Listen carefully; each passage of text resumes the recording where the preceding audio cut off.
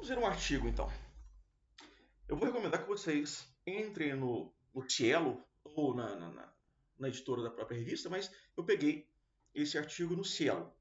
Então você pode entrar no Cielo, digitar o título do artigo, o nome das autoras, você encontra. Então, estudo psicológico da obesidade, 2 casos clínicos. As autoras é um estudo experimental, um estudo de intervenção, em que as autoras tratam de 2 pacientes, analisam e tratam 2 pacientes em 18 sessões de terapia e acompanham a evolução dos aspectos relacionados à obesidade. Eu vou fazer uma leitura resumida, bem rápida, sem muitos comentários. É um assunto bem específico nesse caso, da psicologia, e eu realmente peço que vocês leiam o artigo e aí sim vamos discutir, comentem. Resumo do próprio artigo, que eu copiei do próprio artigo delas. A obesidade exógena, obesidade que vem de fora, tem sido estudada com maior interesse nas últimas décadas porque está sendo considerada uma das anormalidades mais comuns dos nossos tempos e o mais sério transtorno alimentar do mundo desenvolvido e em alguns países em desenvolvimento. Parêntese, aqui no Brasil, para 2030, se supõe que vai haver um cruzamento. Vai ter o mesmo número de pessoas sem sobrepeso e com sobrepeso, e as linhas vão cruzando. Então, a partir de 2030, a tendência é aumentar a quantidade de pessoas com sobrepeso e obesidade, diminuir as pessoas sem sobrepeso cada vez mais. Este trabalho objetivou estudar os aspectos psicológicos de 2 casos de obesidade feminina através de entrevistas semi-estruturadas, ou seja, com questões abertas e questões fechadas, sessões individuais de psicoterapia de apoio e do teste projetivo do desenho da figura humana, que também é outro teste que eu sugiro que vocês deem uma olhada em como ele é analisado. A análise do discurso das pacientes confirma as informações coletadas na revisão bibliográfica, mostrando a hiperfagia, o consumo exagerado de alimento, como a regressão à fase oral e sua utilização como mecanismo empregado pelas obesas estudadas para lidar com sua angústia, desencadeada por situações conflitantes do seu cotidiano. Ficou evidenciado como os fatores emocionais influenciam na instalação e ou manutenção da obesidade. Essa é vista como um sintoma cujas causas devem ser procuradas nos planos das motivações inconscientes do sujeito. Então, como você pode observar, é um trabalho voltado para uma abordagem fenomenológica da psicologia, não uma abordagem positivista. E então ele traz algumas questões curiosas, um pouco diferentes das análises que a gente vê nos trabalhos mais estatísticos, digamos assim. Ainda tirado do artigo delas. O ponto de vista psicológico. A revisão da literatura a respeito da abordagem psicológica na obesidade revela uma ampla produção de autores de língua inglesa, alguns poucos trabalhos em espanhol e francês e uma escassa produção entre os autores nacionais. A grande parte das produções científicas, mesmo que sejam de autores nacionais, comumente são publicadas em inglês. Então a gente pode pensar tanto na origem da revista quanto na origem dos autores, e, enfim, para ter uma ideia da produção de linguagem, mas a produção científica fora do inglês realmente é muito escassa. Dentro do enfoque psicológico, distinguem-se 2 abordagens distintas: a psicossomática, de autores da linha psicanalítica, e a comportamental. Esta, a comportamental, vê a hiperfagia do obeso como um comportamento aprendido na linha dos reflexos condicionados e controlado por fatores externos do meio ambiente ou do sujeito. A psicossomática, embora não descarte a tendência hereditária, considera a hiperfagia como sintoma superdeterminado por causas psicológicas e emocionais inconscientes. As autoras do presente trabalho defendem a abordagem psicossomática com a qual se identificam devido à sua formação. Aqui são alguns dos autores que falam sobre, que analisam o consumo, a hiperfagia. No artigo tem vários outros. Eu vou ler aqui um ou dois. Nicholson, 1946. Um estudo que envolve 93 pacientes obesos conclui que todos apresentavam algum tipo de psiconeurose, de neurose em graus variados. Vamos ver aqui o Schick, 47. Trabalho publicado em 1947. Considera a obesidade como um sintoma significativo da personalidade total, considerando o corpo como expressão das atitudes instintivas do indivíduo. Esse autor considera a hiperfagia como um hábito nocivo e equipara a ingestão excessiva de comida à adicção ao álcool ou às drogas. Ele fala da subjacente psicopatologia da adicção no desejo inconsciente de experienciar novamente a satisfação que o bebê obtém na ingestão da comida. Sobre a metodologia do trabalho delas. São 2 casos, eu vou trazer aqui só um deles, mas 2 mulheres adultas de 40 e 37 anos, obesas de acordo com o índice de massa corporal, que é o critério adotado pela OMS. Lembre que a gente falou sobre outros critérios. O IMC é um desses critérios, que pode não ser confiável, porque se a pessoa tiver muita massa muscular, mas é um critério muito adotado. Então foram feitas sessões individuais semanais de acompanhamento, 18 atendimentos para cada sujeito da pesquisa. Entrevistas semi-estruturadas, teste projetivo do desenho da figura humana, aplicado no início, no meio e no final do atendimento. E gravador para a gravação das falas das pacientes, com a devida permissão. Uma ressalva sobre permissão. Sempre que você for fazer um trabalho que envolva seres humanos ou animais, é necessário que você faça um projeto, envie para um comitê de ética em pesquisa e esse projeto precisa ser aprovado para que você possa colocar em ação. Procedimento. As 2 mulheres atendidas receberam esclarecimentos sobre os objetivos e procedimentos que seriam adotados nesse estudo e assinaram um termo de consentimento que é enviado junto com o projeto para o comitê de ética, concordando com a sua participação.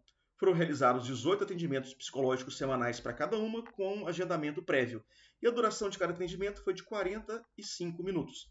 A aplicação do teste projetivo foi feita em 3 etapas, início, meio e fim do processo, como tinha sido dito antes. A técnica do desenho foi aplicada na íntegra, desenho da figura humana feminina e masculina. Foram analisados ambos os desenhos para efeitos de comparação, mas neste trabalho é apresentada apenas a análise da figura feminina, porque os sujeitos são do sexo feminino. Todo o acompanhamento psicológico das mulheres obesas foi realizado no Ambulatório Regional de Especialidades MGA11 em Botucatu, São Paulo. Então, casos clínicos estudados. Aqui a gente vai ver o caso 1. Então, paciente V, idade 40 anos, 2 filhos, sexo feminino, altura 1,46 m, peso 85, índice de massa corporal 31,7, que não é um índice de obesidade alta. É um índice, indica obesidade, mas existem pessoas com índice de massa corporal acima de 50, os super obesos. Estado civil casada, profissão do lar. Aqui eu resumi um tópico. Histórico de vida e início de ganho de peso. A paciente começou a engordar após a primeira gravidez aos 23 anos. Hoje ela tem 40, não é? Isso. Hoje, na publicação do artigo. Após a segunda gestação, perdeu peso devido à dedicação aos filhos. Voltou a ganhar peso após os 30 anos, chegando aos 85 quilos. O peso que ela tem hoje. Sente-se angustiada e culpada ao comer, não utiliza medicamentos para emagrecer. Encaminhada ao serviço de psicologia por endocrinologista após sugestão da cunhada. Relação entre alimentação, ansiedade e imagem corporal. A paciente associa o ganho de peso, a ansiedade e a cessação do tabagismo. Fumava 2 maços por dia. É bem comum que tabagistas, quando param de fumar, ganhem peso. Seja pela questão oral, seja pela necessidade química, enfim, é comum o ganho de peso. Come compulsivamente em situações de raiva, angústia e frustração. Sente vergonha do corpo, evita se ver no espelho, mas compra um espelho grande após o início do acompanhamento. Aqui entendo que as autoras estejam falando de um resultado positivo da terapia. É interessante esses pontos, né? Sente vergonha do corpo, evita se ver no espelho, com o índice de massa corporal 31,7. É bem interessante como a pessoa se percebe, não é? Porque não é um índice de massa corporal elevado, terrivelmente elevado. Cada um sabe de si, mas é muito comum pessoas terem um IMC maior que esse, igual ou maior. Acredita que emagrecer traria felicidade e rejuvenescimento. Relações familiares, história pessoal. Pais controladores, o pai era agressivo e cobrava perfeição. Nem tudo que é um fato na vida da pessoa necessariamente se relaciona à obesidade, mas pode se relacionar. Sente-se excluída pela família e comparada negativamente à mãe. Incomoda-se com a imagem e cheiro associados à velhice da mãe. Inveja a irmã mais velha, magra e assertiva, que não se deixa manipular. Mudança de cidade e impacto emocional. A paciente relaciona ganho de peso à volta para Botucatu, onde reside próximo à família. Relata maior bem-estar emocional e controle alimentar quando morava longe, próxima da família, sente-se pressionada e triste em ser triste e sem liberdade. É interessante esse aspecto social porque ele se relaciona a outras adicções, como a gente viu os autores relacionando a obesidade com outras dependências em outras coisas, em outros objetos. É muito interessante em algumas adicções, algumas dependências, que a pessoa mude o ambiente onde ela está. Um exemplo, já que existe uma comparação entre consumo de alimento e consumo de drogas, é bem mais fácil que uma pessoa se veja livre da dependência de crack, por exemplo, se ela muda todo o ambiente dela. Não só fique internada um tempo, pare de usar, mas mude o ambiente que dispara a vontade, o desejo, dopamina que leva à fissura e à vontade de usar. Por exemplo, só um comentário da minha parte. Relação com marido e filhos. Relacionamento afetivo com o marido, mas presença dele aos finais de semana gera desconforto, principalmente quando ele consome álcool. A alimentação compulsiva aumenta aos finais de semana na paciente. Com os filhos, repete padrão de controle alimentar da infância, embora reconheça e tente mudar. Processo de autoconhecimento e mudança. Sente-se mais tolerante consigo e menos preocupada com os problemas alheios. Isso durante a terapia, né, o processo experimental. Percebe avanços no autocuidado e na aceitação do próprio corpo. Questiona-se sobre sua sensualidade e sexualidade, expressando ambivalência e desejo de maior intimidade emocional no casamento. Inicia processo de individuação e empoderamento emocional. São conclusões das autoras, né? Esses são os desenhos que ela fez no início, no meio e no final do tratamento. Nós vamos ver a análise que a autora faz do desenho, mas até como exercício, se você é estudante de psicologia, eu gostaria que você parasse nessa tela aí e fizesse a sua análise do desenho. E vamos ver se coincide com a da autora. O paciente V procurou um ambulatório de psicologia de Botucatu por perceber que seu excesso de peso tinha origem emocional. Acompanhamento de 18 sessões, instrumentos utilizados, entrevistas semi-estruturadas, sessões clínicas e desenho da figura humana. Queixa principal, compulsão alimentar associada a emoções negativas, ansiedade, depressão, preocupação. Aspectos emocionais e familiares. Emoções predominantes, angústia, impotência e descontrole.